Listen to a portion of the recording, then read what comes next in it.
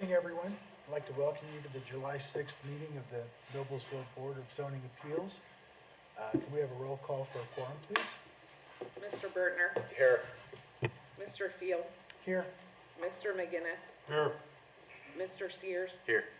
Mrs. Wall. Here. You do have a quorum. Excellent. First item are the findings of fact from the June 1st meeting. Are there any additions or corrections? Motion to approve. Second. It's been moved and seconded. All those in favor, please signify by saying aye. Aye. Those opposed, same sign. Any abstentions? I abstain because I was not here. Okay, very good. They pass. We're going to move the agenda just a little bit. We are going to go to what is item 5 on the agenda, BZNA 0107-2026, 611 Mill Farm Road. All right, good evening, board. The reason we're moving this item first, essentially, is that the applicant reached out to us and let us know that they would like to formally withdraw their application at this time. They feel that they can meet all of their requirements, including the 50-foot front yard setback, which is the relief they were initially applying for. So they are here tonight to formally request a withdrawal from this application at this time. They are going through the process still with us. They still have to get a building permit. Obviously, they will now have to meet the 50-foot front yard setback. They will have to meet the size requirements. They'll have to meet the height requirements, and they'll have to meet the architectural requirements as our office reviews for every permit. Okay. Are the petitioners present? Yes. You can step forward, please. Could you state your name and address for the record, please? Yes, I'm Thomas Morrow. I'm the resident at 611 Mill Farm Road. Okay. You realize that there's a period of time, if you withdraw this, there's a period of time before you can refile it, I believe. Is that correct? Yes. Yeah, we won't be filing for a variance again. Okay. Thank you very much. Thank you. Thank you. Pardon me? We don't need to have a vote or anything. They just said thank you, no, so. All right. We shall move back to the top of the agenda here. BZNA 0057-2026, 1,900 feet east of Cumberland Road on south side of Riverwood Avenue.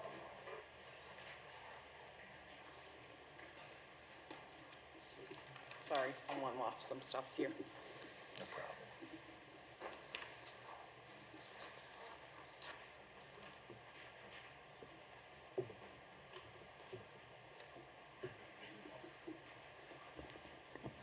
Good evening. The site is located on the south side of Riverwood Avenue, approximately 1,900 feet east of Cumberland Road. The property is zoned R1, low-density single-family residential, and FH, flood hazard.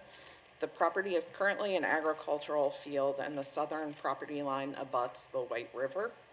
The majority of the adjoining properties are agricultural or residential properties of 5 acres or more.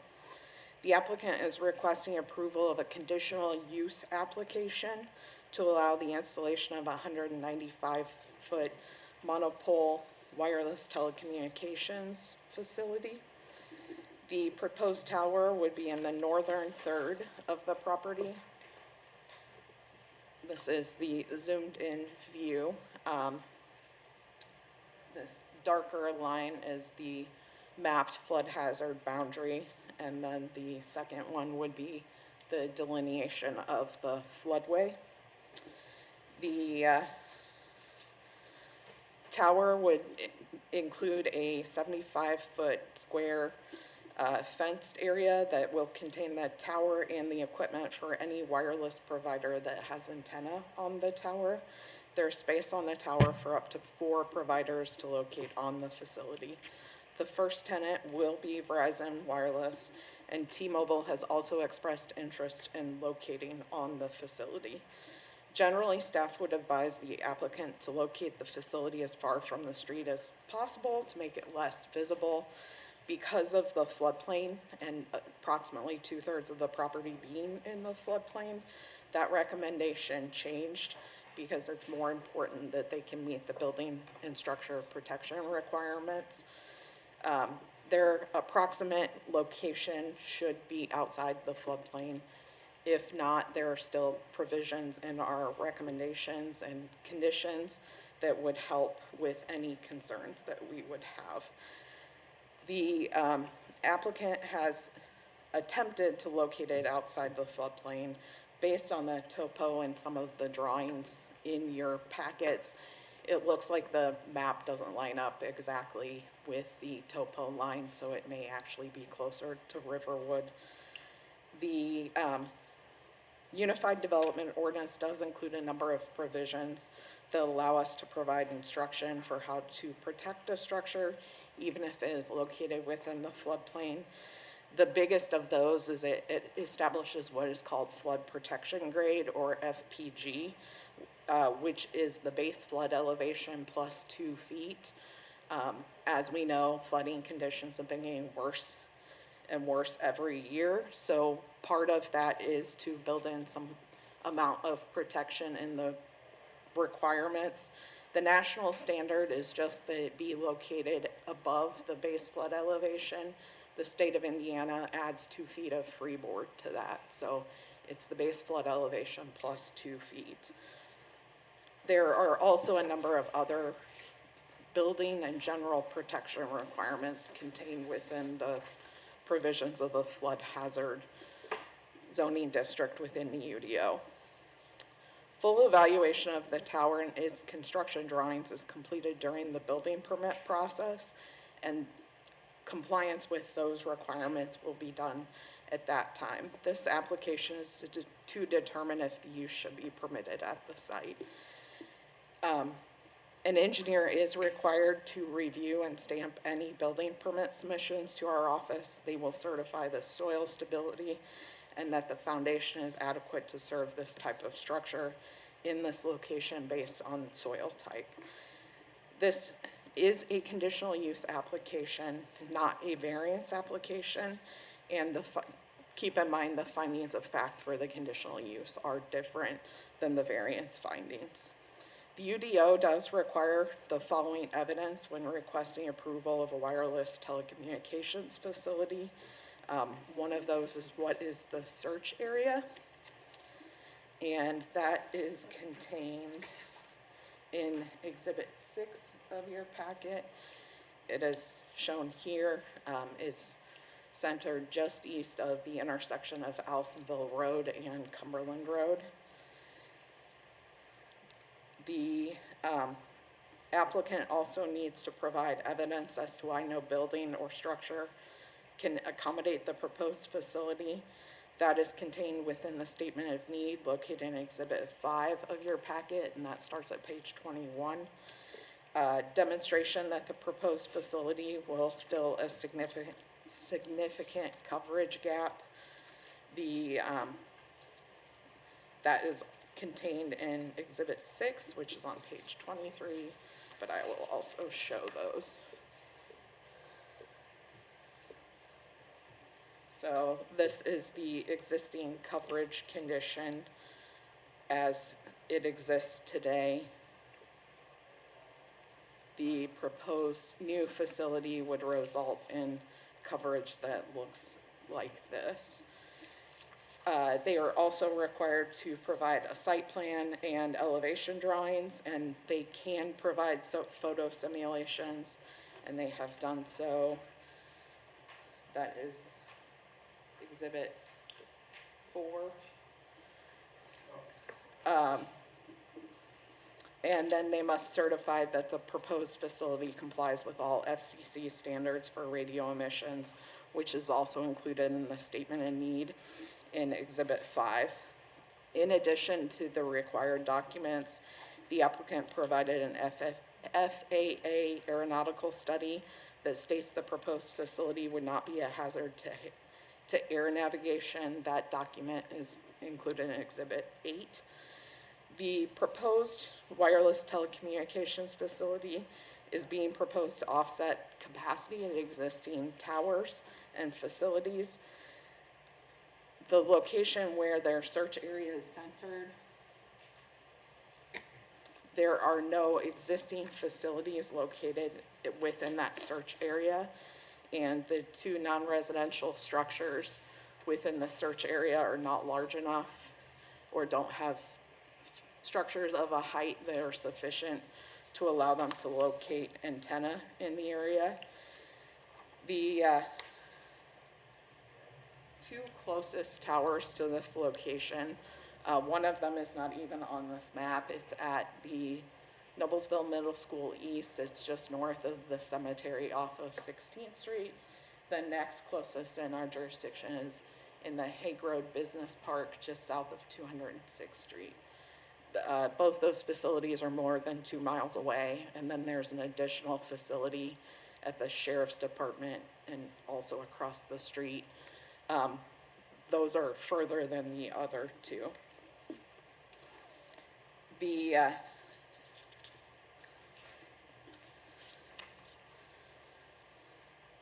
wireless telecommunications service facilities are regulated by multiple layers of government.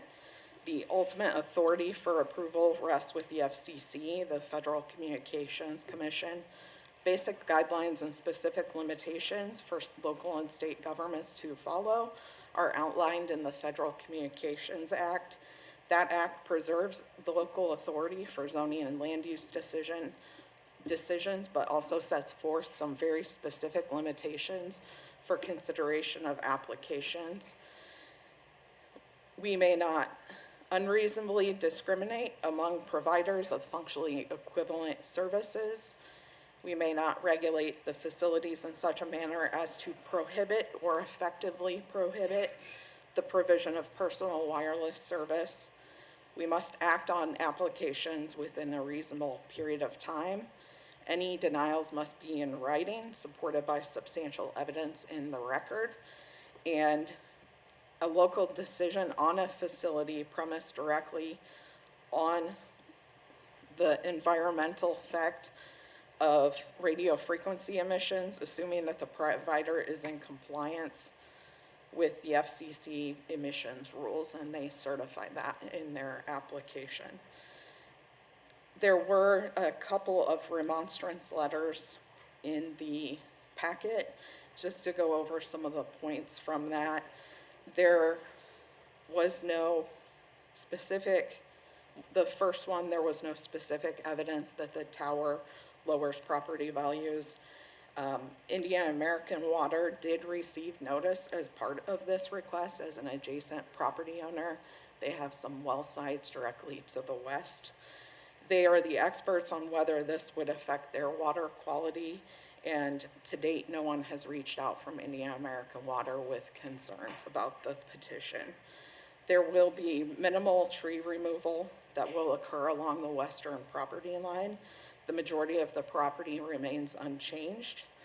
Ground stabilization is a requirement, so erosion is something that we try very hard to prevent through enforcement of existing regulations. The facility is intended to be outside the floodplain, but we are requiring that regardless of where it is on the property, the way the regulation is written, if they manage to show us on paper that they were outside that boundary on a map, which means that they're above the base flood elevation topo line, they're not required to comply with the building protection requirements from the flood hazard district because they're no longer in the flood hazard district. Staff is proposing a condition that requires them to follow the flood protection grade requirements regardless of location on the property. So,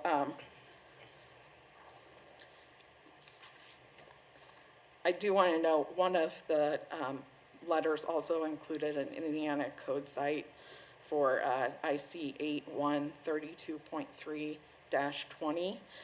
There was a word that was missing within the statement that was quoting that. The statute says must include only the following, and it's a requirement for what local municipalities may ask for during a building permit application. It's not a zoning request. Staff does recommend approval of the requested conditional use based on the findings of fact contained in the staff report and subject to the 4 conditions listed. Thank you, Denise. So, short answer here. So it sounds as though that given that there are very, very specific situations where a tower could be denied, it sounds as though those conditions are not met in this case? It is up to you to make a finding if you hear evidence that they have presented evidence that shows that they can't meet the burden to get the conditional use approved. But just keeping in mind the limitations from the Federal Communications Act. All right, thank you. Anybody else have any questions for Denise? All right, thank you. Is the petitioner present? If you could step forward and state your name and address for the record, please, sir.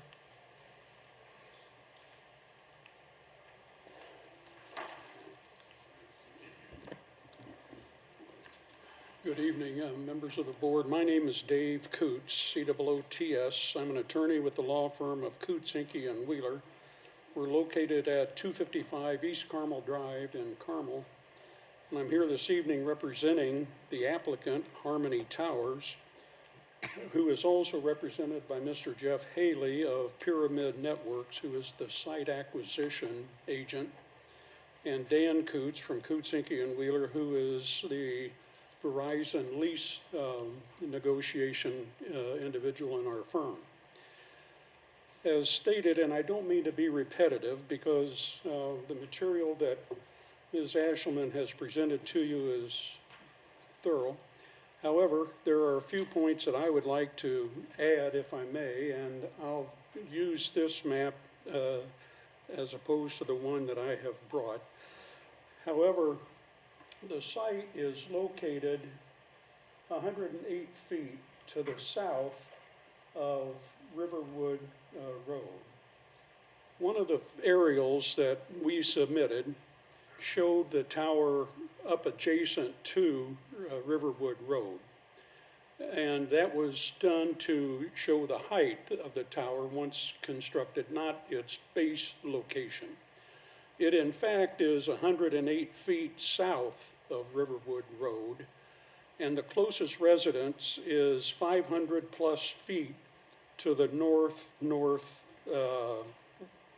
northeast of where the tower will be. Will this tower have any lights on it or anything other than what's required by the FAA for navigation? Being less than 200 feet in height, the tower will have no lighting as a requirement, no. Okay. The application, as stated, is a conditional use application, and the elements to approve a conditional use, as you are familiar, are established by state statute and also by your zoning ordinance. And I will just briefly refer to your zoning ordinance that wireless telecommunication facilities shall be a conditional use in the following zoning districts, and the district that we're applying for, R1 and flood hazard, are within those zoning districts. Telecommunication facilities are permitted uses in various other zone classifications, but we are not zoned as a permitted use, thus the conditional use. If we are 500 feet from an adjoining residential property, we meet the requirement of location. And so whether it's preferable to have this tower 1,000 feet away, a quarter or 2 miles away, whatever, is immaterial pursuant to your ordinance. And as indicated by Ms. Ashelman's exhibit, the search ring that we are working with, and the purpose of all of this is for a gap filling of telecommunication services within this mile radius. And as indicated by the propagation map,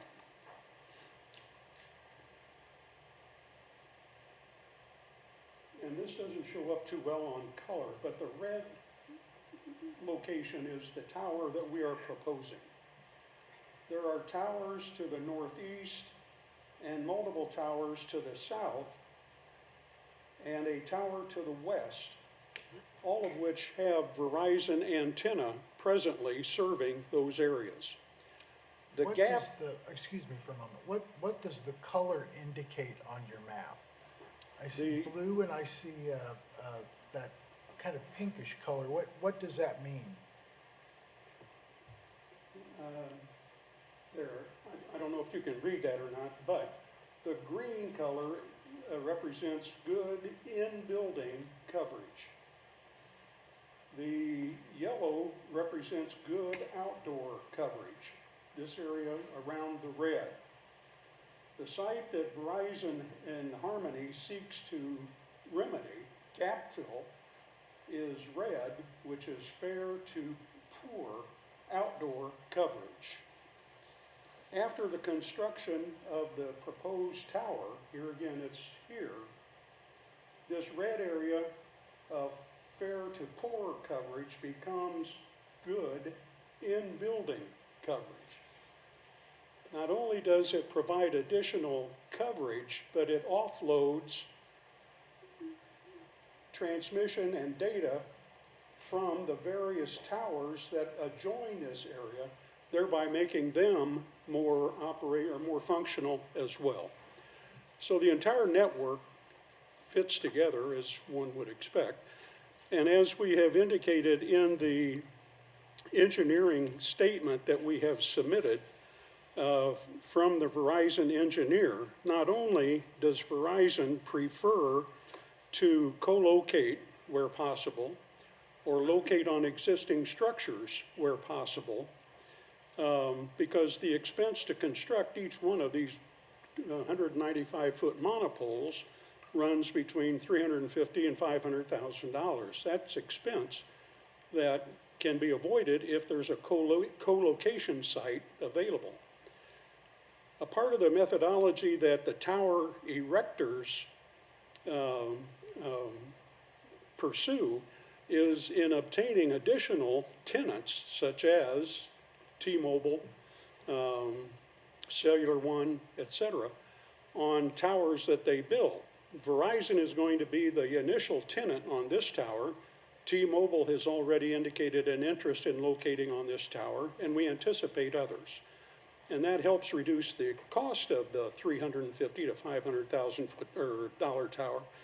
But it's still a major expense that could be avoided could we co-locate elsewhere. But these coverage maps tell us, and the Verizon engineer report that's in your file tell us, that there is no facility available to fill this gap absence of coverage, and thus the reason for this tower where it is. And as indicated in the search ring, there are, it covers a mile radius, this being the center point, and this being the tower point that was selected, which is fairly or close to the north edge of that search ring. But within that 1 mile diameter search ring is where this tower has to be located in order to meet the needs of the coverage gap that exists.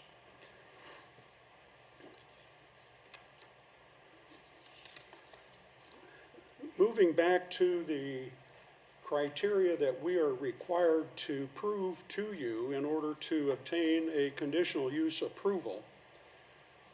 And as the staff report has indicated, we have complied or fulfilled all of those requirements.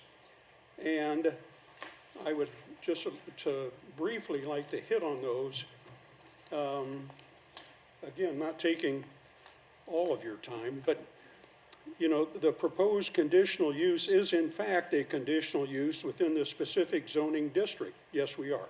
That's a given fact in the ordinance. The proposed conditional use will be harmonious with and in accordance with the general objectives or with any specific objective of the city comprehensive plan and the Unified Development Ordinance. We meet that. And as the ordinance states as its preamble, wireless telecommunications service facilities shall comply with the following standards, that the purpose of this section is to provide for sensible and reasonable land use standards to allow for the provision of adequate, reliable, public and private telecommunication service. There is a need to maximize there's a need to maximize the use of service facilities in order to reduce the total number of towers needed, as we've just discussed, while still providing for reasonable location of towers within the city of Noblesville. And so I hope the evidence shows you that there is this need at this location, and it's just not something that a tower company out of Florida has willy-nilly pinpointed somewhere in the metropolitan area of Noblesville. The proposed conditional use will be designed, constructed, operated, and maintained so as to be harmonious and appropriate to appearance with the existing or intended character of the general vicinity and will not change the essential character of the same area. Now then, it would be silly for me to tell you all that this tower isn't going to be visible and that it's not going to change the appearance of this area. As you can tell from the photo simulations that we submitted to you, the tower does extend above tree height. We have attempted to screen and will screen the base area with an 8-foot shadow box wood fence landscaped around that wooden fence, but you cannot screen a 195-foot tower. But its purpose is such that it meets the ordinance and it is within the search ring as determined by its need to service this area. The proposed conditional use will not be hazardous or disturbing to existing neighborhood uses. As indicated in Ms. Ashelman's presentation, certain elements are removed from local boards from consideration, such as the effect of electromagnetic radiation. If we meet the requirements of the FCC, then local boards are precluded from making any sort of a judgment on representation that electromagnetic radiation has a negative impact on plants, children, whatever. That element has been usurped or preempted by federal legislation, and we comply with those electromagnetic radiation requirements, or we would not receive an FCC or an EPA permit, both of which we have to construct this tower. The proposed conditional use will be served adequately by essential public facilities: highways, streets, police, fire, drainage structures, water, sewer, etc. This will be an unmanned facility. Once it's constructed, it will be visited perhaps once a month for maintenance. There will be no noise, no smoke, no emissions. There will be a backup generator on its own pad adjacent to the pad that contains the wireless communications equipment, but it is only emergency backup in the event of an electrical outage. There will be no other facilities or public utilities used other than electricity and telephone. The proposed conditional use will not create excessive additional requirements at public expense for roads, improvements, etc. Once this is constructed along Riverwood Road, there would be no additional impact on public transportation, use of the highway, et cetera. We will improve the driveway off of Riverwood to the site itself. But once it's constructed, there will be minimal, once a month, like I say, traffic.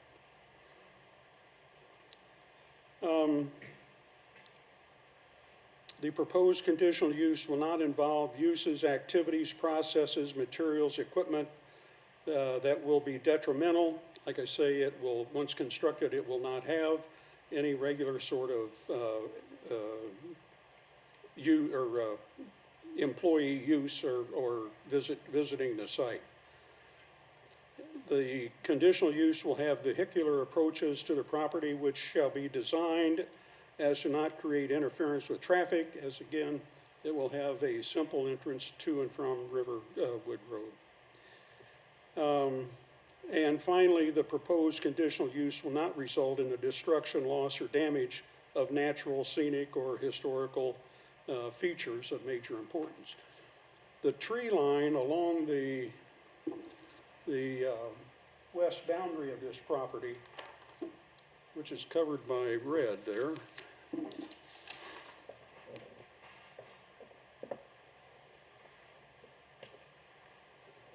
here again, here's the cell site proposed, Riverwood Avenue, the river. It's where that X is. Yes, West. here, okay, sorry. Anyway, there is a tree line along the western boundary that will, and of course the tree line along the southern boundary and then the river. That will be maintained to the extent that it does not obviously interfere with the construction or the placement of the tower.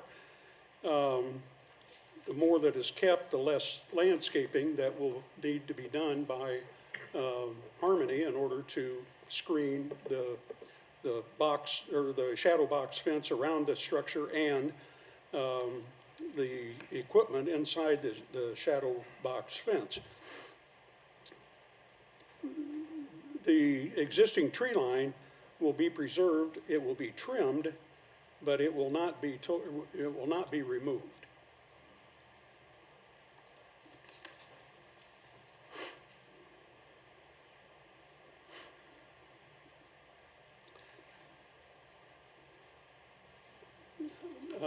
Ms. Ashelman mentioned that there is a statement in the submission by the remonstrance that this will have a negative impact on property values. And I can tell you that having represented Verizon in various zoning jurisdictions around the state, this question comes up frequently. And over the course of quite a few of these meetings, Verizon has obtained the resources of an individual by the name of Mark Ratterman, who I contacted for purposes of giving an appraiser's opinion as to this impact on nearby property values, and he told me he could not help me on this occasion because he'd already been contacted by someone who lived nearby. However, in his reports that he has provided for us to other jurisdictions, the property value of any particular piece of property, as we all know, has multiple affecting considerations such as, and the largest impact is supply and demand, public utilities and schools, cell towers versus sewer, water treatment facilities, etc., generally do not have a negative impact on adjoining or nearby properties. And his conclusion in the various reports that I have obtained from him over the years tells us that I do not think I can support nor can I see measurable loss of value for the nearby properties due to proposed construction of the cell phone towers. And from your own experience, you have seen subdivisions erected or constructed near or adjoining cell towers after the cell towers have been built. That's happened in our communities repeatedly. And so a broad allegation that the construction of a cell tower will have a negative impact on nearby residential properties doesn't necessarily hold true, considering all of the other elements that affect the value of an individual piece of property.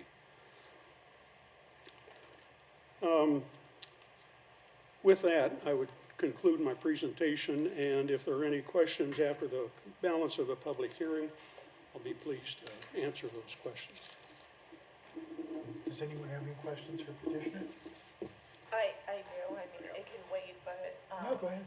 so 200 being kind of the threshold before, it needing additional requirements for lighting and everything, why at 195?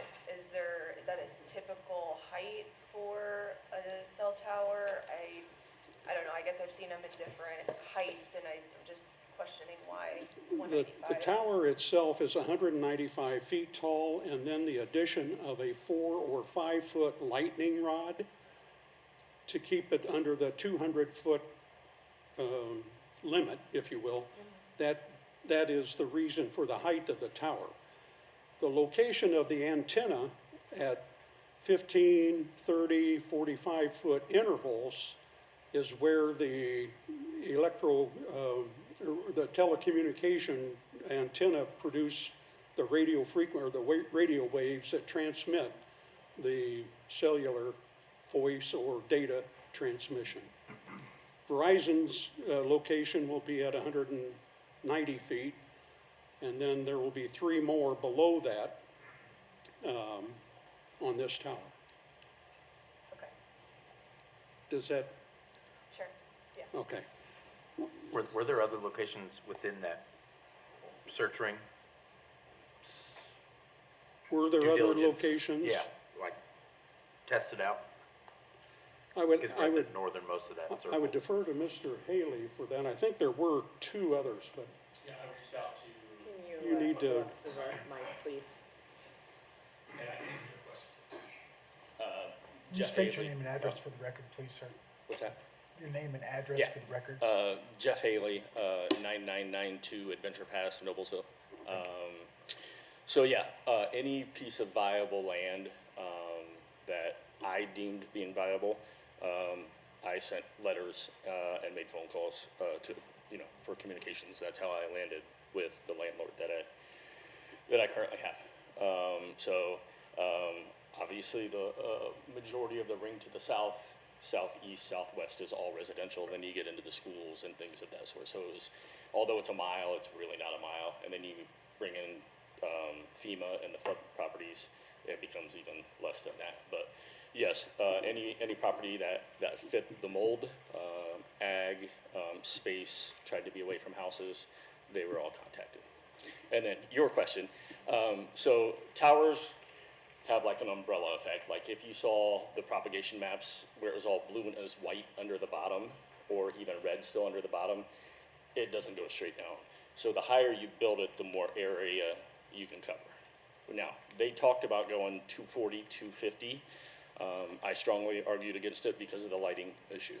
And I thought it was important to, the area around that, if we can keep it under 199 and still service the area that they're trying to service, to not have a light on top. If you go to schools and things of that sort, you'll see like 100 to 110 foot. They're just trying to target the school, right? So a 100-foot tower here would do very, very little because it's open space and they're trying to reach out. So that's why it's 199 foot. And then every carrier requires a 10-foot gap in between antennas. So we would be at 190. And then the next AT&T or T-Mobile or whoever would come on board, they would be at 180. And everybody wants to be as high as they can for more extended coverage. antennas at 190 are going to cover a lot more than at 140 and 110. So that's why it's 100. And there is not an existing tower in the area that you can get space on that will fulfill your needs? There is not, 2 miles. Okay.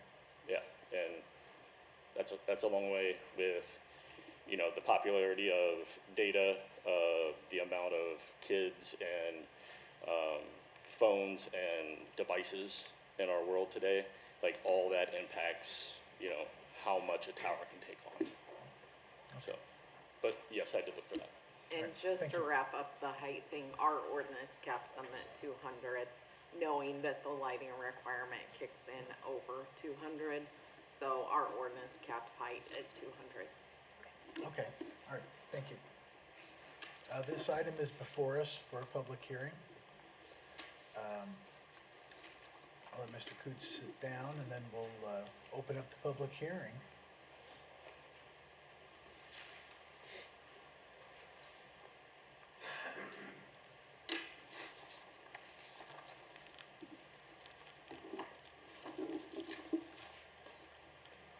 If anyone would like to speak for or against this item, please step forward, state your name and address. I know some people have already turned in some forms that they had originally thought they would like to speak. Step forward and you can address the board. Good evening. My name is Kenneth Odell. I live at 10188 Riverwood Avenue, and there's been a confusion that I'm the applicant, and because my address is listed by the law firm as the applicant, which I am not. I have lived there since 1986. Many of the people here in the room have known that I farmed here for 40 years. I had a farm. We had some farm property on the other side of town, and I'm very familiar with the cell phone towers because there's now a tower on that property over on Hague Road. They put the Hague Bridge right down through our family campgrounds. So the picture they showed doesn't really do it justice because they showed my front pasture in the picture of where the tower is going to go. I've been friends with Mina Corey for 30 plus years, been involved with him in multiple business projects, shopping centers, built his Carmel Dairy Queen store for him. I've been a general contractor for 40 some years. I probably started at the same time you did, Dave. We've been around Noblesville, lifelong resident. I completely disagree with this. I do respectfully disagree that BZA meetings, BZNA meetings across the country do turn these towers down regularly. I think it's incompatible with the location. It's been agriculture for over 100 and some years. Excuse me. In that area, I've got hundreds of thousands of honeybees. Many of you knew Barry McNulty. He was a good friend of mine, director of the Hamilton County Health Department. He got me into honeybees, and I've tried honeybees at other locations near cell phone towers, and they fail miserably. Honeybees use a certain location device, the way they hone in on their homing, and they end up dying off. Pollinators across this country are dying off like crazy. So I've got multiple beehives on this property. It's a long story. I won't get into it tonight, but Mina Corey actually acquired the property through myself and through Larry and Lynette sitting in the back. It was their mother's property, and I bought from previous owners. Our family has farmed out there for many, many years. Edgar Coverdale bought his property from some of our family members many years ago. I've been involved in, like I said, in commercial development and stuff for many years. And Mina actually told me personally in a meeting within the last week, if he'd known that anybody was opposed to this, he would have never done this in the beginning. But unfortunately, he had already signed a lease with Harmony Towers. So he's kind of held by that lease now. So the last hope is this committee here. If you look at the map there, you got on the north of it, this tower would literally be right in the front yards of many of the people that are here tonight. They showed you a picture of my pasture, which I graze there. I farm that same field. I have it under lease. I have a lease with American Water. You've seen all the round bales down there probably if you drove by lately. I know Josh Cox with the Indiana American Water. He's the director of the Indiana American Water, and he has not had a chance to review this personally. I brought it to his attention. He was going to look at it, but he did not get that done before tonight's meeting.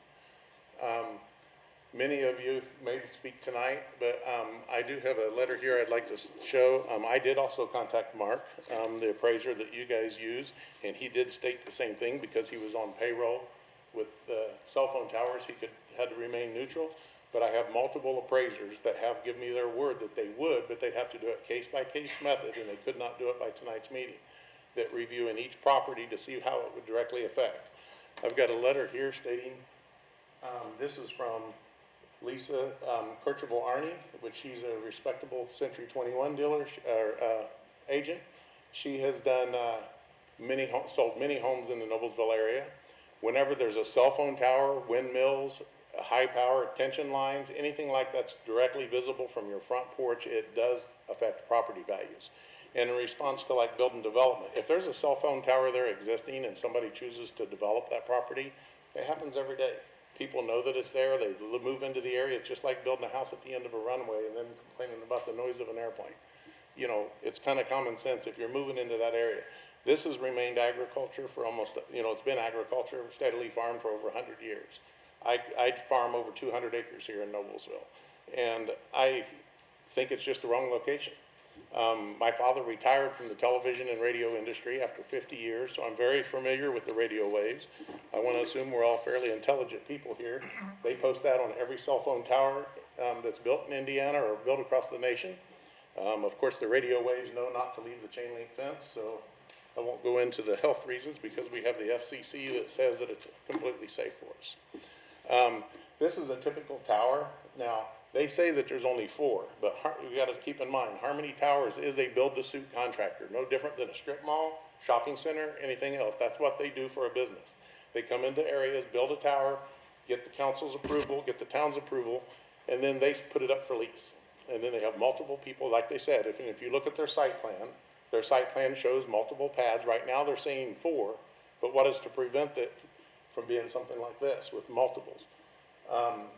Hague Road over there has one that's built over there on some of our old farm property years ago, and it's been a nesting site for endangered birds. I currently farm those fields over there, and I've seen the people working on the poles throw off the nests and things like that. This is one of the last wildlife areas that kind of progress almost on a daily basis.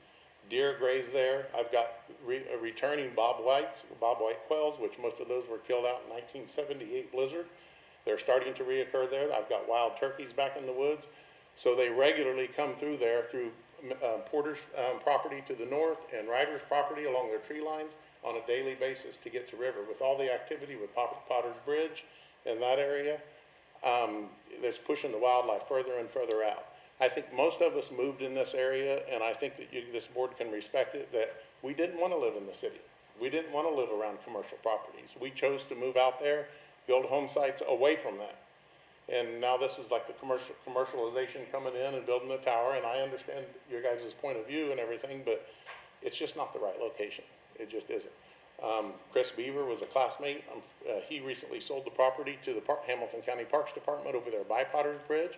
I don't know if you guys have approached the Parks Department, but that is a 40, 50 acre parcel that you guys are very familiar with. There are other places that this could go away from homes, maybe further back into rural areas. Or as a farmer, I don't want it near my home next door to me. I live right there. I have kids, grandkids playing there. They all have kids and grandkids playing there. And like I said, the picture that they showed doesn't really show respect. If you could see from their front porches what it would look like, it would literally be at the end of their driveways. And if you look at your site plans that they presented, you see their driveways ending up right there at the tower. Now, that being floodway, I kind of disagree, but I can't argue with a surveyor. When I bought the property, the DNR, FEMA shows a steady grade from the road to the river, which it's not. There's actually a low swell in there. And when I bought my property, the gentleman I bought my property from was alive in 1913, and he was telling about the stories of how the flood came through there. So I think where the tower is going to be, they got requirements of raising it 2 feet, different things to try to counteract against that. I just think it needs to remain as an agriculture on that riverside. Edgar Coverdale was going to show up tonight, but they didn't make it, but there's a few other people there. There's actually a second partial that is there that's actually, I don't know if they left the picture up here or not, but Sir, make sure that the pictures you have put up for display, will you give We'll those to give you a Denise copy. so Yes, she can yes. put those in the record? Yes, and, there's actually two parcels there, and that tree line is about 100 years old, and that is a right-of-way that was put in there in 1912 for the old dam, and there's an old remains of a bunkhouse back there, that was put in when they started to build the dam on White River. If any of you have floated White River, there's still the remnants of the dam is still there on the property.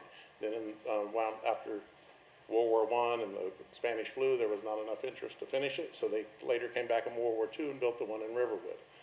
But that area is a right-of-way. They're actually wanting to use the existing established right-of-way to that property, in which I am currently in negotiations to purchase this property. I have been with Mina Corey. Originally, I brought him into the deal, and I was working with other commercial properties with him, but like I said, that's a different story. So they would be utilizing the main entrance that I use on a daily basis for tractors and machinery.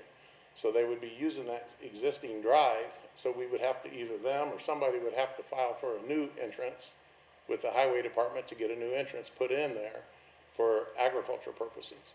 So that may be a little bit of a conflict. I know they tried to resolve it by driving around it or something, but I think the biggest thing, and I don't want to drag on here, is that I think bringing before this committee is the right thing to do.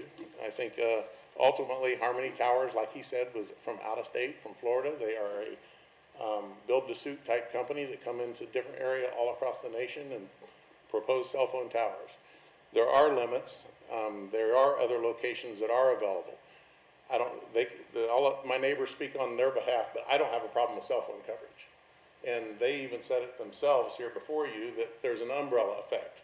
So that area that they're wanting to put it, that they're saying that is short on coverage, it's not going to help any of us. It's going to be for the further out development of the area as possible. But I'm not going to get into the harmful effects of it because arguing against the government, but there are towns all across this nation right now that is reviewing this. And I would like to say that as a closing, that I just don't think there's been enough due diligence for a better location. And I just do not think that this is the right place. Thank you for your time. Thank you. Oh, well, I didn't say it before the gentleman came up. That was a very, very thorough rebuttal. But in the interest of giving everybody a chance to talk, we're going to limit, from now on, we're going to limit the presenters to 3 minutes apiece. So if anyone else would like to speak, please step forward, state your name and address if you would.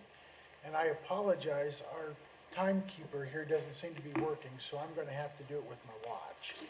That's okay. And, I'm Susan Murphy. My husband Charles and I live right next door. If I can show it on this map, this is our home. This is our 5 acres right next to Ken Odell, which is less than 200 feet from this property. I mean, the edge of this property and the edge of our property are right there together. We bought this soybean field in 1983 and raised our children here. We deliberately moved to the country because we didn't want to live in a neighborhood. We wanted to live out in the country where our son could learn to fish, our kids kayak, canoe, the White River. And I think that's my biggest problem with this, is that our Hamilton County Parks Department has deemed the White River a riparian area for all the citizens of Hamilton County and beyond to come and see the beauty of our country. It's not developed in that area. We do have deer, we have wild turkeys, we have coyotes, we have raccoons and possums. And that's why we moved there, because we wanted to see all those things. Excuse me. And we wanted our children and our grandchildren to see all of those things. And a cell tower, a big steel 200-foot, 195-foot cell tower is just not compatible with that area. I mean, I didn't even think about the honeybees, but we transplanted our area into a wooded area on purpose to bring it back to the beauty that it used to be before it was farmed as a soybean field. And all of our neighbors have done the same thing. They've taken land that used to be farmed, and now it's beautiful, and we don't want to look out at a steel tower. That's not where we are. Can it be put somewhere else? If it can be put on that floodplain, then it can be put down by Potter's Bridge in that field that the Hamilton County Parks Department just acquired. They could put it down there if it can be put on floodplain, and it wouldn't be seen as it is from our area. Do I recommend it be there? No. I would rather it be up by the Duke Energy power plant. That's not so far away. I think it's 0.3 miles from my house. You could put it up there, and it wouldn't stand out the way it's going to stand out in this field. So I'll leave a copy of my notes for you, but that's all I have Thank to you say. very much. Anyone else? Yes, sir.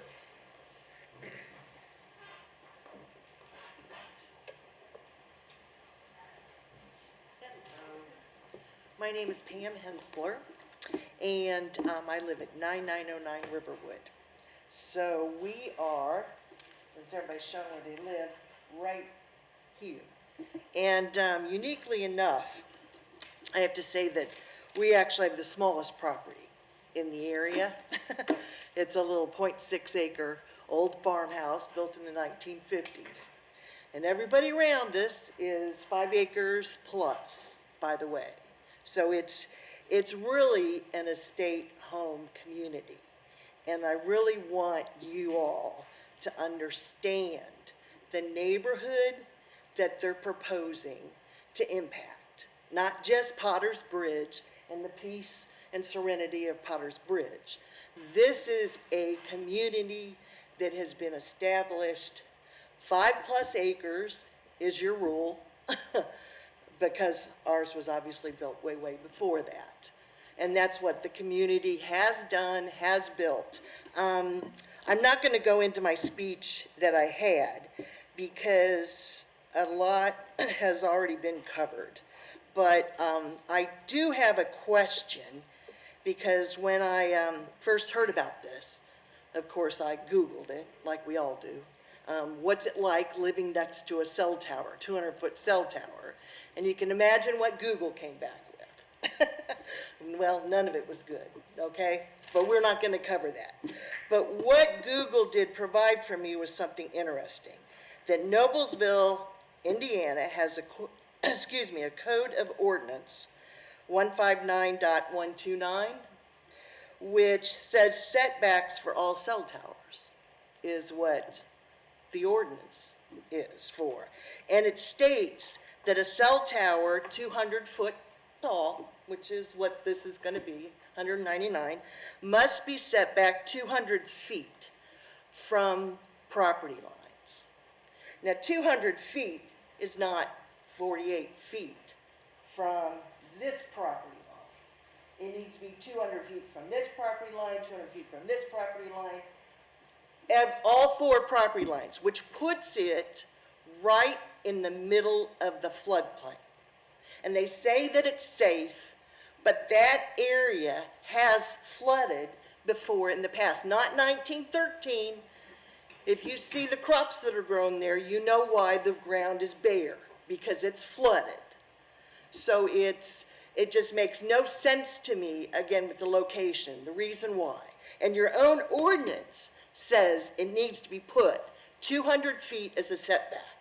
Not 100, not 48, 200. All right, thank you very much. Okay, one other thing. I did do Very a quickly. recap, which I just want to give each of you, so you all understand the property values that are affected. And we range from 700, 800,000 to 5 homes that are over $1 million. Assessed value. And this is where you're talking about putting in the middle of, and all I did was a report for a half mile from where you're proposing to put 5, and it's 22 million in assessed value in a half mile, and you want to put a cell tower there? I'm just saying, just protect the community, protect Potter's Bridge. If I can give each of you one of these? Just pass it Okay, to Denise. I just didn't know how to do it. Yeah. All right, thank you very much. That's what we're asking. So please hear us. Thank you. Anybody else? Yes, sir, you've been trying for the past three speakers. Please step forward. I'm gonna try real hard to stay under your 3 minutes, which for me, it will be a freaking world record. If you could state your name and address, please. Matt Porter, I live 10055 Riverwood Avenue, which is directly across the street from the proposed site of the Riverwood Avenue location. I'm here tonight to urgently request that you deny the conditional request use for the 190-foot telecommunications tower. Under the Noblesville Unified Development Ordinance, conditional use must not be injurious to public health, safety, morals, general welfare of the community. It must also be harmonious with the existing character of the neighborhood. This project fails on both accounts for 3 clear reasons.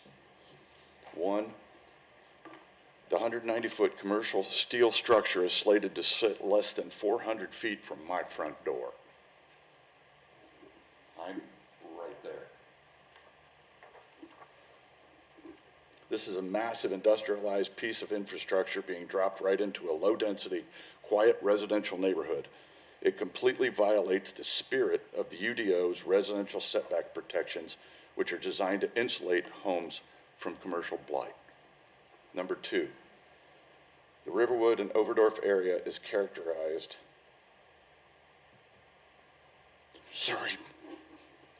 by its scenic, rural, residential charm.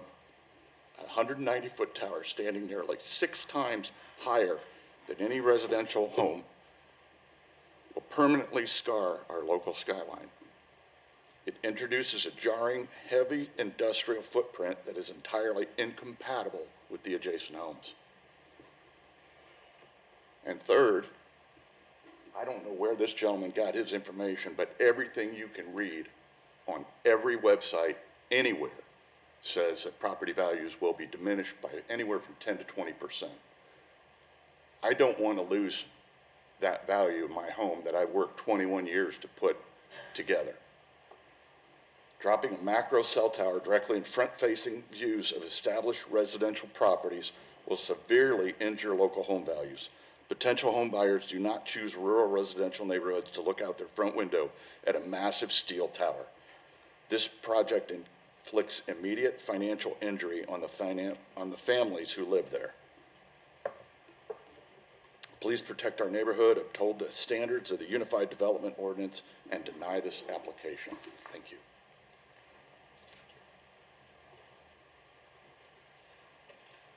Is there anyone else who would like to speak?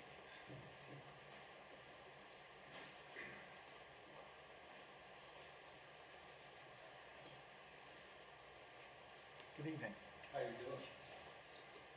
If you could state your name and address for the record, please, sir. My name is Greg Ryder from 10065 Riverwood Avenue, Noblesville. I've lived directly across the street from the proposed tower location for the last 25 years. And I'm strongly opposed to this project in the long-term health concerns, visual aesthetics, noise pollution, environmental and economic effects this will have on the local residents of Noblesville. As you head north across the White River Bridge, most people are struck by the river, Potter's Bridge, the rolling hills, and the relatively unspoiled beauty of this one-of-a-kind area. The Potter's Bridge itself was established in 1871 and is listed on the National Register of Historic Places. The bridge received this designation in 1991 because of its historic and architectural significance and brings tens of thousands of visitors annually to Noblesville. With the recent Burr Oak Park expansion to the east, this area promises to be the crown jewel of Hamilton County and a valuable long-term asset. Simply imagine all 3 parks connected by the White River Greenway Trail: Forest Park, Potter's Bridge Park, and Burr Oak Park. all interconnected with the river, trails, and a sidewalk that could run either through the woods or along Riverwood from Potter's Bridge to Burr Oak Park to enjoy our festivals, trails, fish and float, and simply enjoy Noblesville. This area has the potential to be nationally recognized not only for our famous covered bridge, but where people come from counties and states away to simply take in Noblesville and enjoy our one-of-a-kind amenities. Now imagine coming across the bridge, looking to the east, and you see this ugly blinking tower above the trees. The tower will be directly in front of you for over half a mile as you turn east onto Riverwood. It will be mounted directly off of the road because the rest of the ground is in a floodplain and not meant to support infrastructure like this. As you get closer, you'll see unmaintained fencing, a large concrete-based structure, large industrial generator, cabling and wiring, blinking lights, a total blight on the community that will surely drop property values and interfere with Noblesville's image as a world-class city. Understand, this decision will be part of your legacy to put this unneeded 195-foot tower in one of the middle of the most historic and vibrant green spaces left in Hamilton County, an area that all Noblesville residents cherish.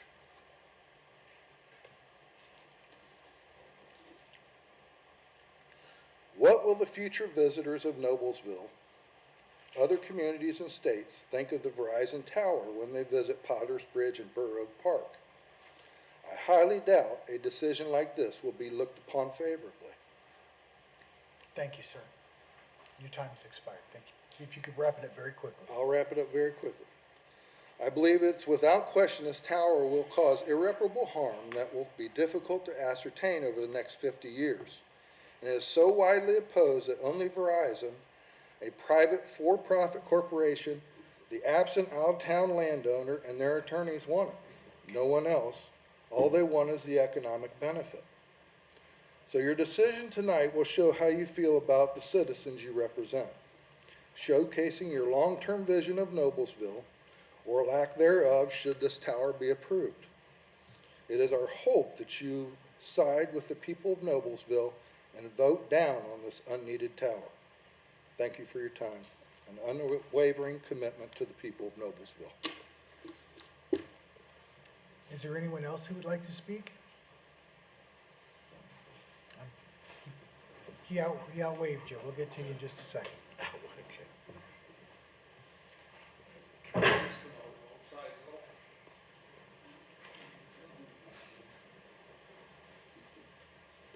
My name is Larry Sage. I live at 10075 Riverwood Avenue. This will be right in my line of sight, just like I'm looking at you, Okay.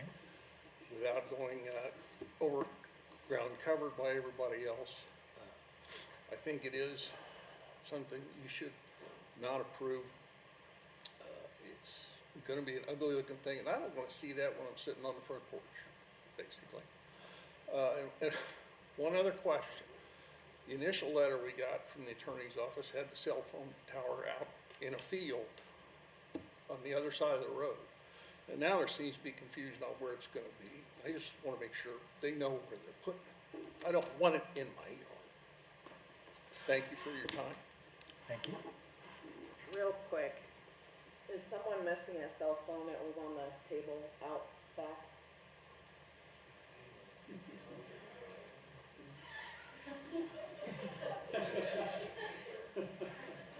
Well, it doesn't, it was just black. It's not, Okay, it's not, I have not it ticking, if someone is it? finds they're missing a cell phone. Would anyone else like to speak? Yes, sir. Come on up.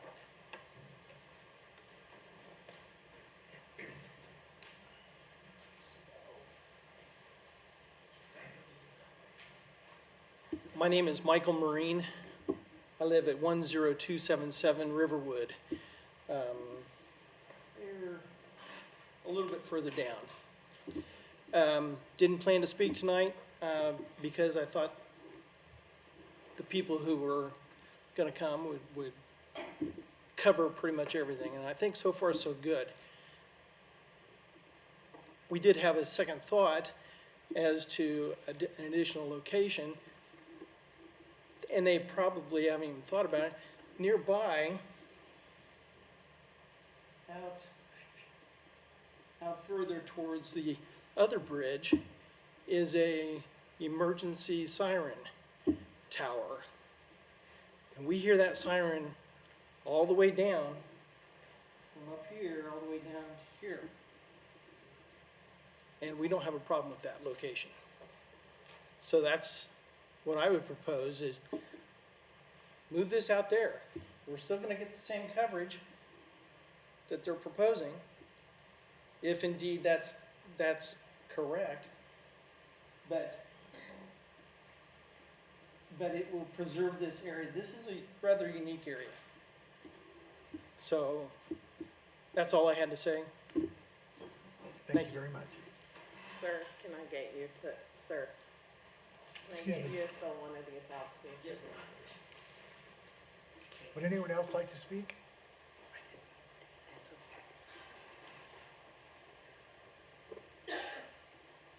Hi, I'm Sylvia Gordon. I live at 2300 Cicero Road. I came late to this party because I just closed on 17 acres right on the edge of that map on Edith Avenue, 707 Edith Avenue. Part of the reason I invested in that property is because of the agricultural and the unique nature of it, which is really a gem.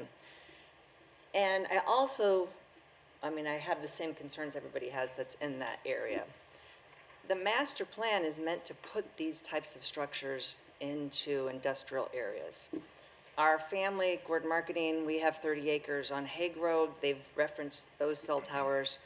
One of those cell towers is our tenant, and the other one Janice had purchased before we purchased the property, so it's within our property. So we have 2 cell towers in an industrial area where I feel they are suited and where the master plan had envisioned things like ugly eyesores like this being placed.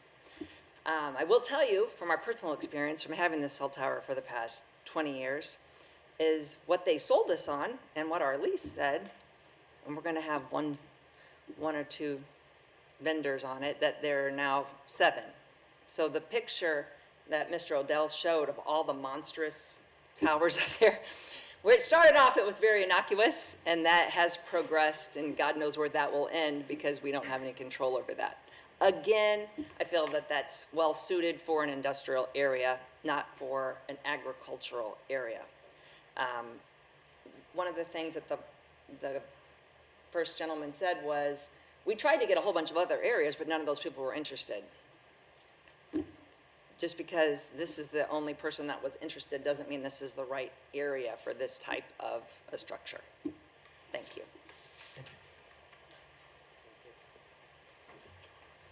Anyone else?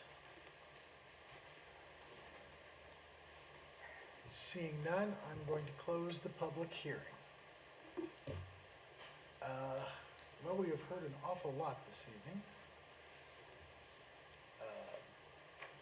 This is the part where we have the debate. I have a question for staff. Yeah. Comprehensive plan and what we foresee this area being, what have we identified? I understand we're going through a planning process, so. Well, as of right now, we have just started our comprehensive plan process and are not far enough to have identified uses in the future.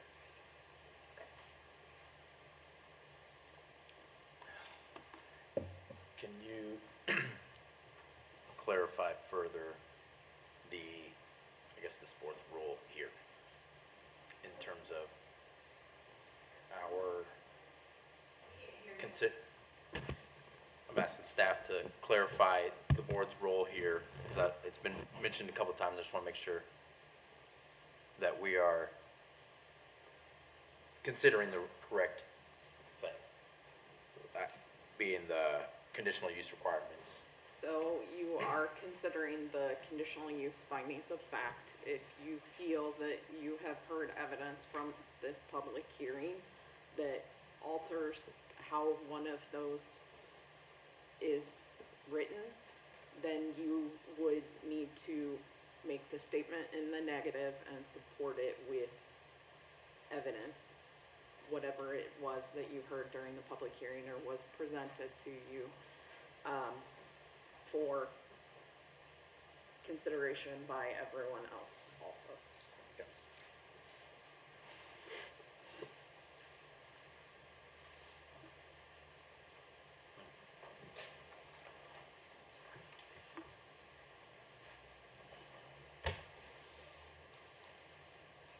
Okay, I have another question. This is for the petitioner. So what can you speak to alternative sites, maybe the siren being alternative? Do you usually team up with emergency services on that front? And then another question, how would you explain the environmental impacts? I know that there's been reports, at least in our staff report for FAA, and the emittance of radio emittance. Magnetic energy. Yeah. I'm going to defer to Mr. Haley in terms of alternative sites. I think we have discussed it in our original presentation that the search ring that we're working with to satisfy the gap coverage, that is, not only is it an objective of each cell provider, but it's also an FCC requirement for Verizon to maintain its license, that it provides service into areas where there are users. And as indicated earlier, just a couple of comments, Mr. Chairman, and I don't mean to elongate this. We've heard several references to, well, why don't you go over to Potter's Bridge, except for the gentleman who said Potter's Bridge is going to become a national landmark. Potter's Bridge is located a quarter of a mile to half a mile outside of the search ring. And so it would not fulfill the need for the purpose for which this tower is to be constructed. As to the environmental issue, I don't know how to answer that. EPA will require us to meet their objectives, their requirements. If we were to construct during a certain period of the year and this area is inhabited by black bats, we cannot. So there is a study that is required? Yes, there is. Okay, and Yes. that has yet to be done? We don't do that until we get the site identified and approved. Okay. Everyone, come on. He didn't interrupt when the public was speaking. Let's extend the same courtesy, please. If there are other questions, I'm happy to respond, and if Mr. Haley has any comments that he would like to add to the search room. We'll wait and see if we have any more, Very good. any Thank other you. questions. Thank you.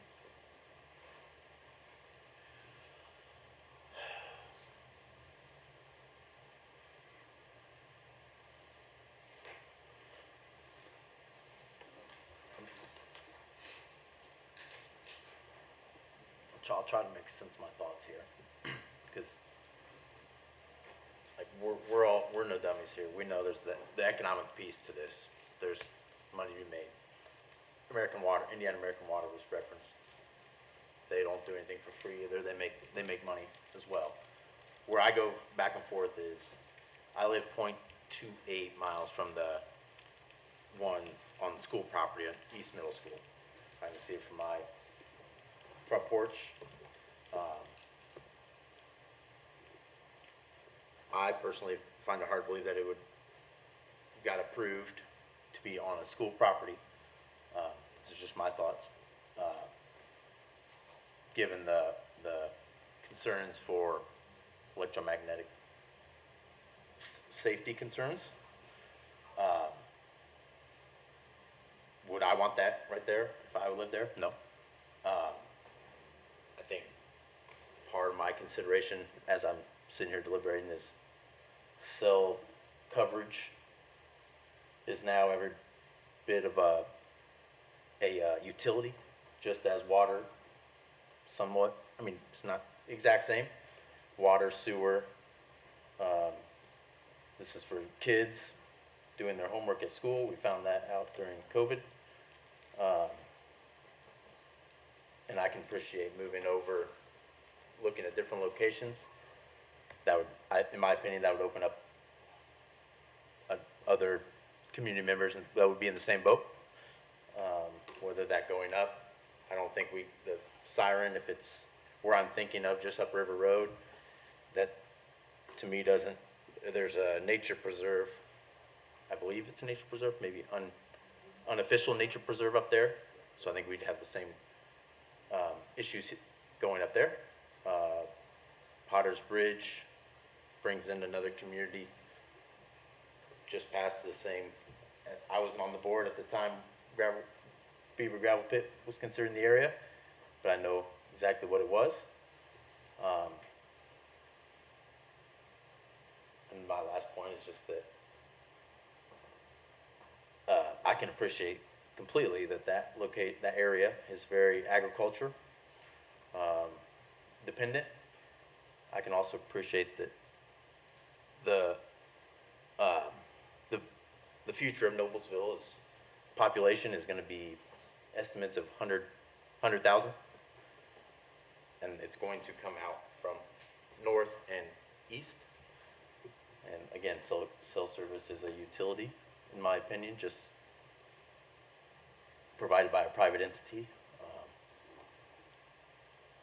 So where there's a gap, yes, there's going to be a company making money, but yes, there is a gap, and that will need to be addressed for a growing community. That's just my thoughts so far.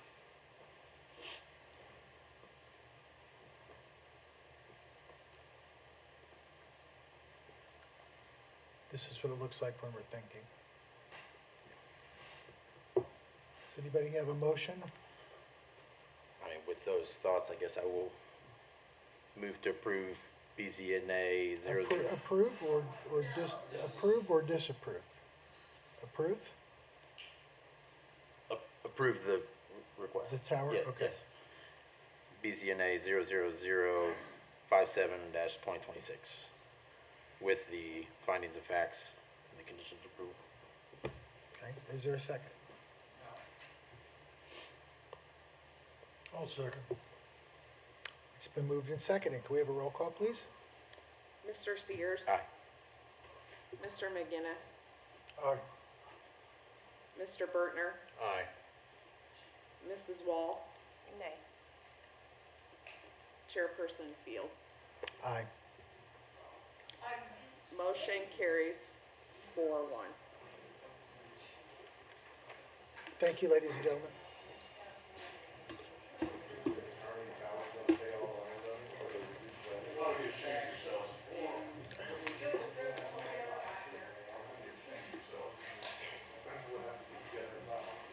Was it yours? That's why I made sure to let everyone know I found it. You're nesting right there.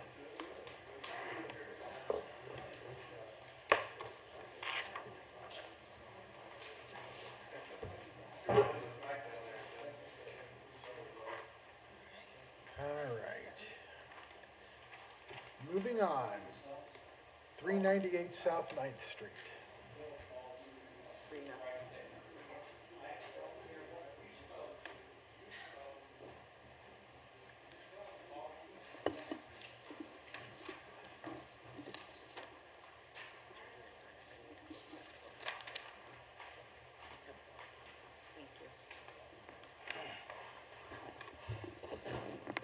Thank you.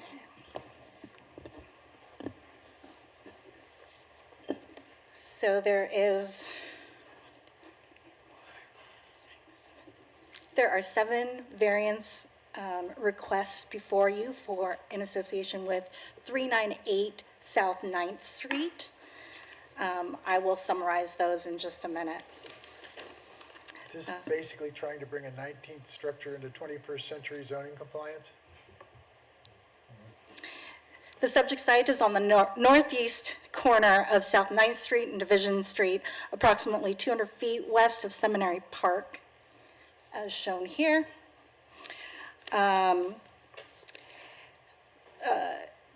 It contains 2 existing buildings, a primary residential dwelling with Victorian-style architecture built around the 1900s, as well as a detached accessory structure, which was listed as a 2-story stable on the 1922 Sanborn map.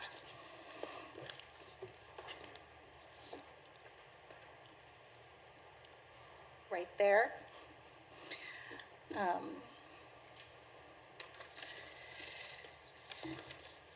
The property is within the R4 zoning district, which allows a single-family residential use, or a 2-family residence is also allowed if the lot size is greater than 8,000 square feet. As I said, the property is actually 7,100 square feet. In May 2025, code enforcement received a property maintenance complaint for the subject site. During the inspection, staff noted multiple violations of both the interior and exterior property maintenance ordinances, as well as that both buildings had been converted into a total of 5 to 8 multifamily dwelling units without permits under a previous property owner. A notice of violation was issued to the property owner at the time, along with several options for bringing the property into compliance. However, the owner at the time was unwilling to invest in the necessary improvements unless he could be assured that a multifamily use would be allowed to continue. As a result, he sold the property. The current property owner, JMC Property Solutions, was advised of the code violations and will be converting the property back into a single-family residential use. In their project narrative, they've outlined how they are going to renovate and remodel the existing buildings in a Victorian architectural style using modern materials, including the incorporation of Victorian design elements constructed with modern materials. Because the existing buildings do not conform with the current UDO, the petitioner is requesting the following variances, and I will summarize them. A and B are setback variances. The A is a reduced side yard setback of 4 feet for the existing building along the north property line. B is a reduced front yard setback of 10 feet along Division Street, which is also existing for a corner property within the R4 residential zoning district. Request C is an accessory dwelling unit with a separate electric meter and address in an existing detached accessory structure. The existing detached accessory structure is 1,975 square feet, which exceeds the allowed sum of accessory structures allowed on a property less than 1 acre. It's also got a 23-foot building height, which exceeds the maximum building height of 14 feet allowed on a property less than 1 acre. It encroaches into the existing right-of-way along Division Street and the alley behind the subject property to the east, here, by less than 1 foot. And as a result, there is variance G, which states that the detached accessory structure is encroaching into the vision corner clearance triangle measured at 15 feet equidistant from the lot corners along both Division Street and the alley. Again, both buildings are existing. So the applicants have requested these variances.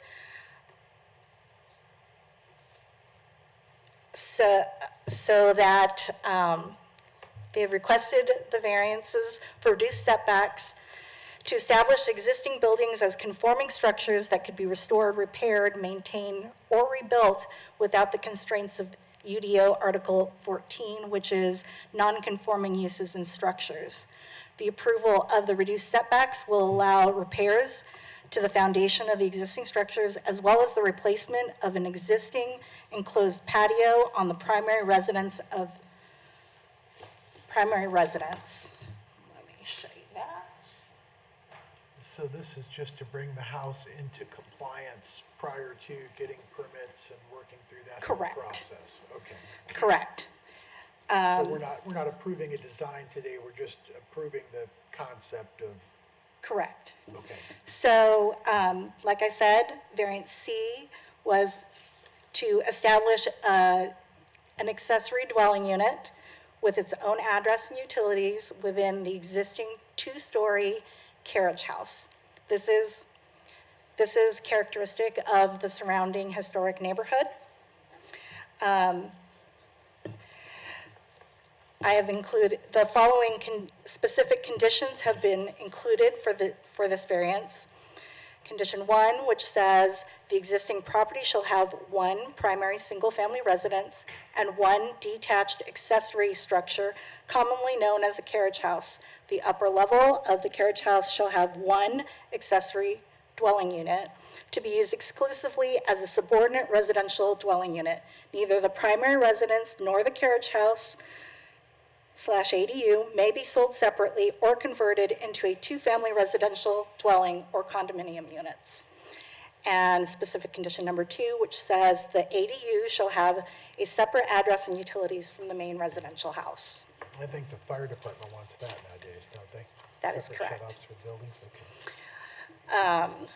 So again, the size, location, and height of the detached accessory structure, they're asking for those variances to establish the existing building, which is there, so that they are not limited to the constraints of Article 14, non-conforming uses and structures. If the requested variances for the detached accessory structure are denied, the existing building would need to be partially or entirely demolished to meet the current zoning ordinance regarding height, size, and location. Since this property is within the downtown demolition area, any demolition of the structure larger than 400 square feet, which this building is, would require the issue of a certificate of authorization from the Plan Commission and approval by the City Council.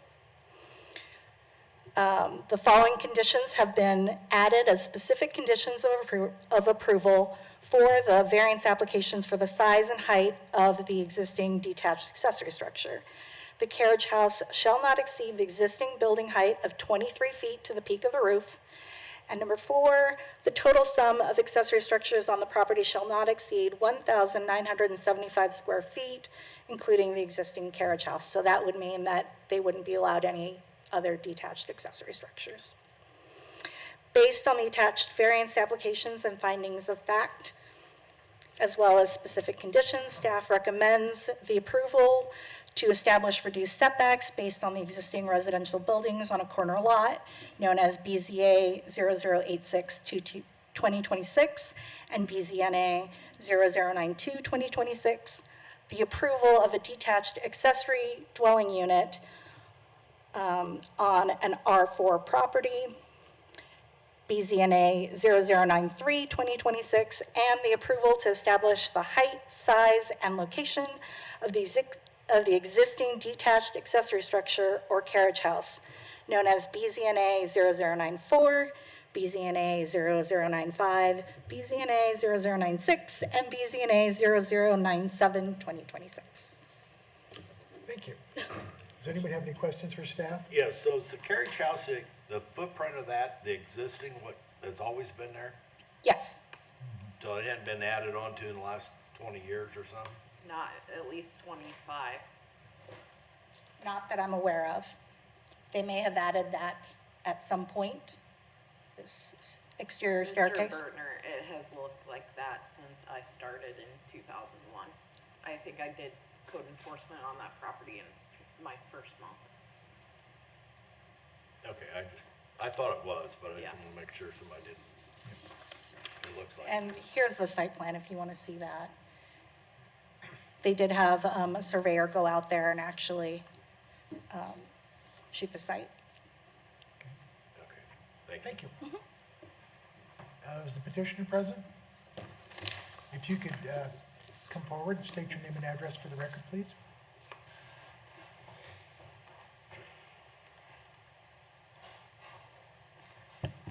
Hello, my name is Enrique Martinez with Indie Blueprints and Permits, and I'm at 718 East Minnesota Street in Indianapolis.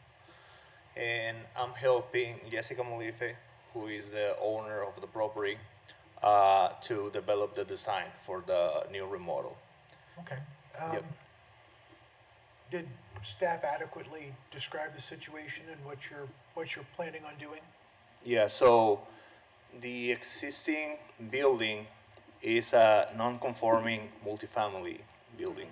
They created a lot of divisions inside of the house. Okay. You're gonna turn it back into a single-family house, is that correct? Yeah, into a single-family home. Okay. The staff has added some conditions onto this, should we approve it. Do you have any problem with complying with any of those conditions? No. Okay, wonderful. Does anybody have any questions for the property owner?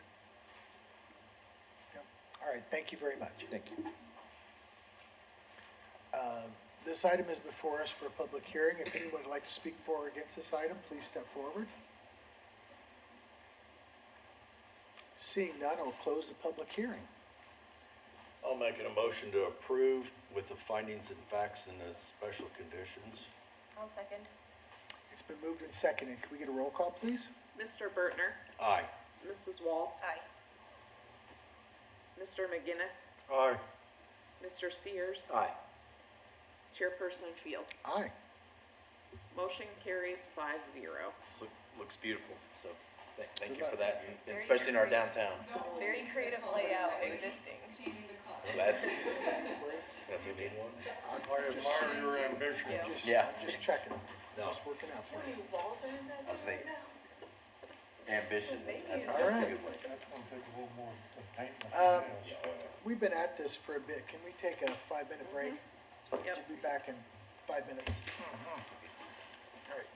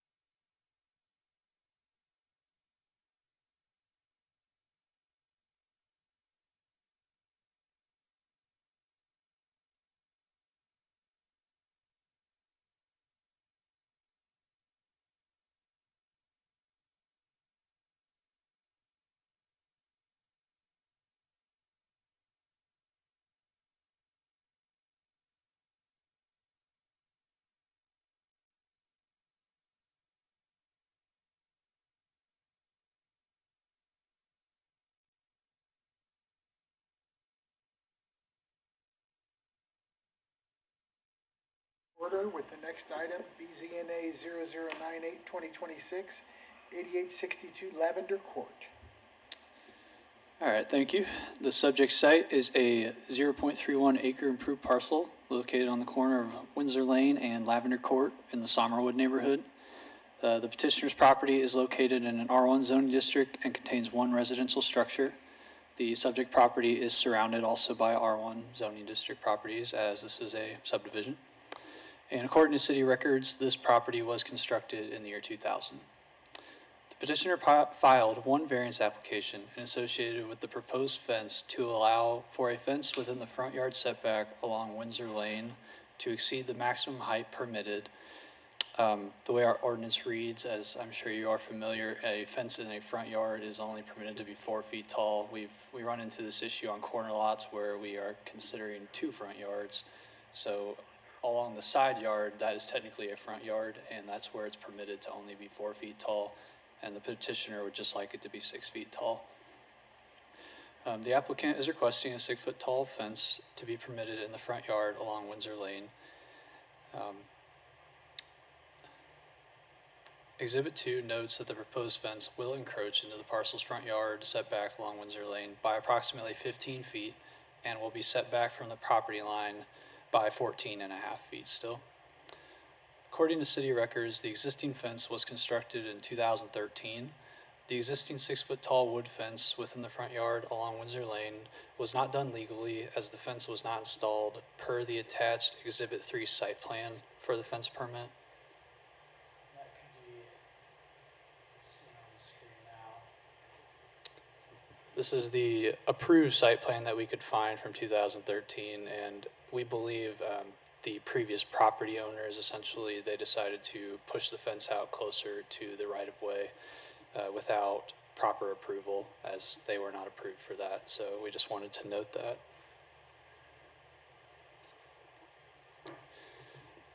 Based on the attached variance application and findings of fact, department staff are submitting a neutral recommendation on this project.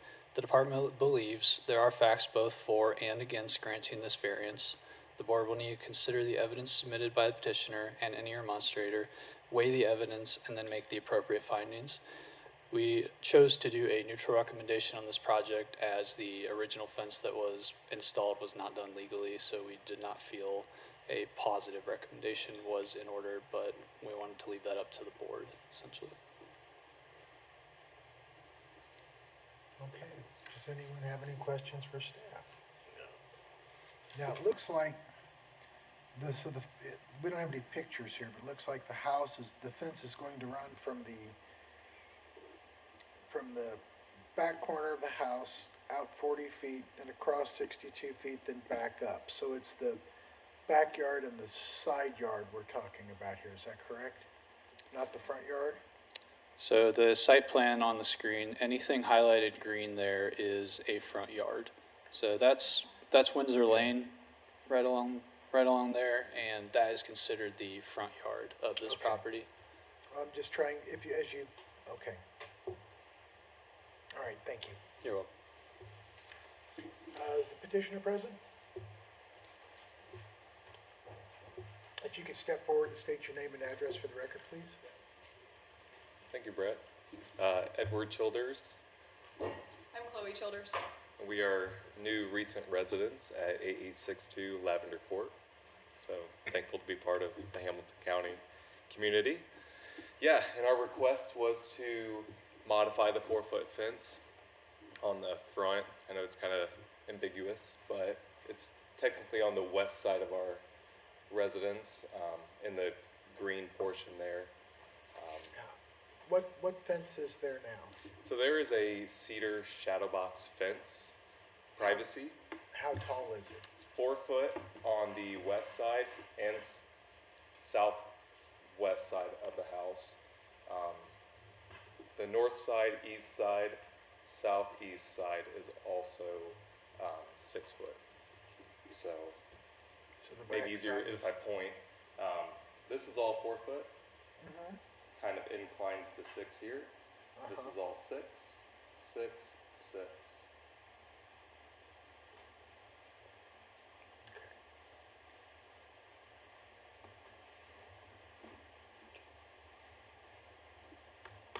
sorry, is this within a drainage easement or anything like that? Is that what that 30-foot is? Is there an easement, is this encroaching on an easement? It is encroaching into an easement. As part of the fence permit application, they sign a waiver of liability essentially stating that if they were to damage a sewer line or anything underground, that they would be financially liable. It's standard for every fence permit that we review. Cool, thank It you. also states that we can take it out if we need to. If we need to. And not Yep. replace. Yep. Thank you. Any other questions for the petitioners? Is it gonna be a wood fence again? Yeah, Replacement? yeah, so our HOA requires shadow box. Okay. Probably go cedar again, depending on the wallet that day. Yeah. Okay. So, yeah, All right, thank you very much. yeah. We may ask you to come back. This item is before us for a public hearing. If anyone would like to speak for or against this item? Seeing no one, I will close the public hearing. I'll I move. don't see any problem here. I'll make a motion to approve BZA 0098 based on findings of fact with the specific stipulations attached. Second. Second. Can we have a roll call, please? Mr. McGinnis, Aye. Mr. Sears, Aye. Mrs. Wall, Aye. Mr. Bertner, Aye. Chairperson Field. Aye. Motion carries 5-0. Build your fence. Okay. Next is 1479 Maple Avenue.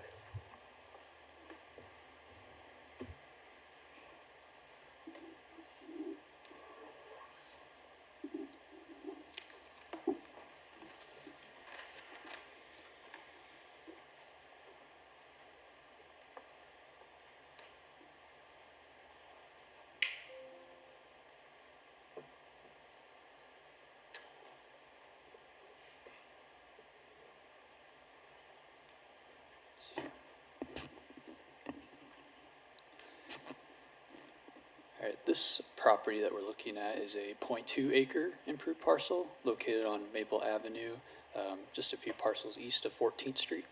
The petitioner's property is located within a R4 zoning district and contains currently one primary dwelling unit that is approximately 1,467 square feet. The subject property is surrounded by other R4 zoning district properties. The parcel is located in the central core, however, it is not located in the downtown protection area. We just felt like we should note that. A demolition permit for the property had an existing garage on site, and a demolition permit was issued March 24th, 2026 for that accessory structure. That structure has since been removed from the property. The petitioner filed 2 variance applications in association with the proposed accessory structure to allow the construction of an accessory structure that exceeds the maximum height permitted and a detached accessory dwelling unit on an R4 lot. You can see the location of that proposed structure on the exhibit on screen. It's on the far south side of the property. Exhibit 2 highlights where the applicant seeks to construct a 2-story accessory structure on the existing parcel. The accessory structure will be located on the southeast corner of the property and will be accessible by vehicle from the alleyway. The proposed structure will have a 2-car garage and a finished second floor space to be used as a detached accessory dwelling unit for a primary residence.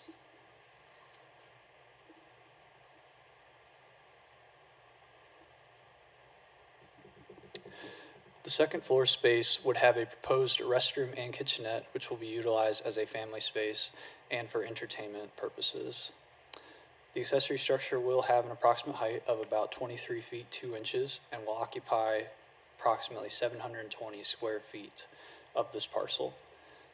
The structure will be required to be architecturally harmonious to the primary residence as shown in Exhibits 2 and 3 of the staff report.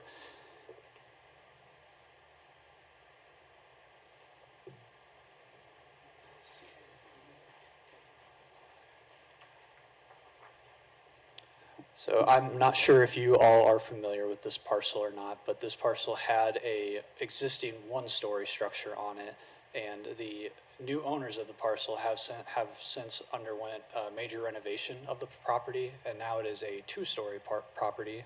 And you can see some renderings of what the home looks like right up above. The home is constructed. You could walk by, it's only a few blocks away, just see what it looks like. But a requirement of ours was that it would be architecturally harmonious to that existing residence. So they have gone that extra length and have made it match essentially what the primary residence architectural features such as the board and batten design and existing colors and things of that nature. The accessory structure will also have a 600 square foot driveway for additional parking. Just to note, the maximum height permitted is 14 feet for an accessory structure on a parcel 1 acre or less, which is why they are applying for the second variance of 23 feet 2 inches. The proposed accessory structure will again occupy 720 square feet of the parcel. The maximum accessory structure square footage allowed for this parcel is approximately 734 square feet, which is determined as 50% of the principal building's square footage. The proposed accessory structure will be adjacent to one alleyway directly to the south and will meet all required setback requirements for an accessory structure on an R4 zone parcel. Article 9, Part B, Section 4, Item K of the Noblesville Unified Development Ordinance states that one attached accessory dwelling unit is permitted per lot or parcel. This is a detached accessory dwelling unit, so the following condition of approval has been added for this variance. The proposed ADU must be connected to the utilities of the primary dwelling.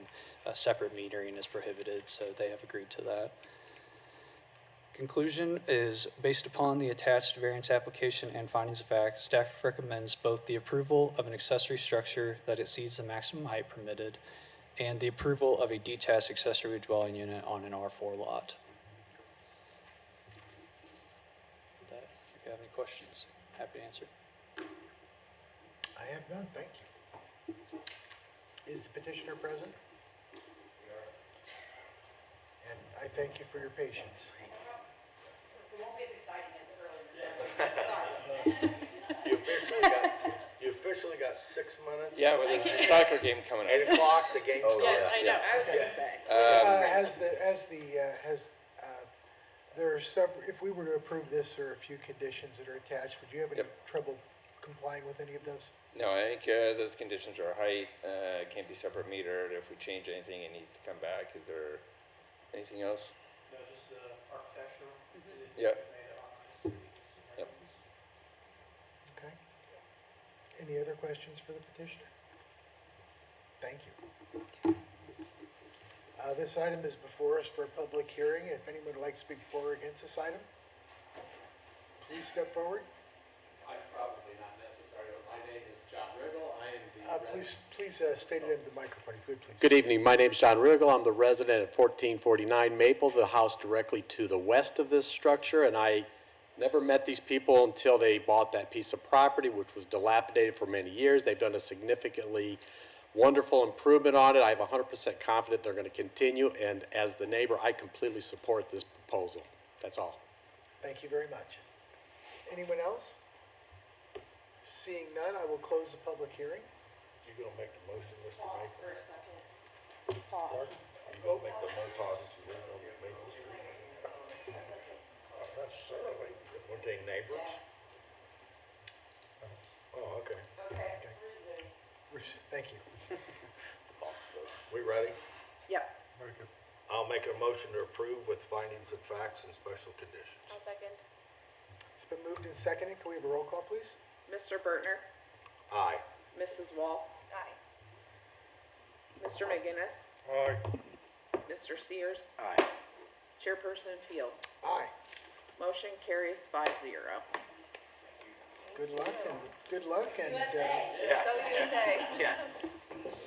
is there anything else coming before the board this evening?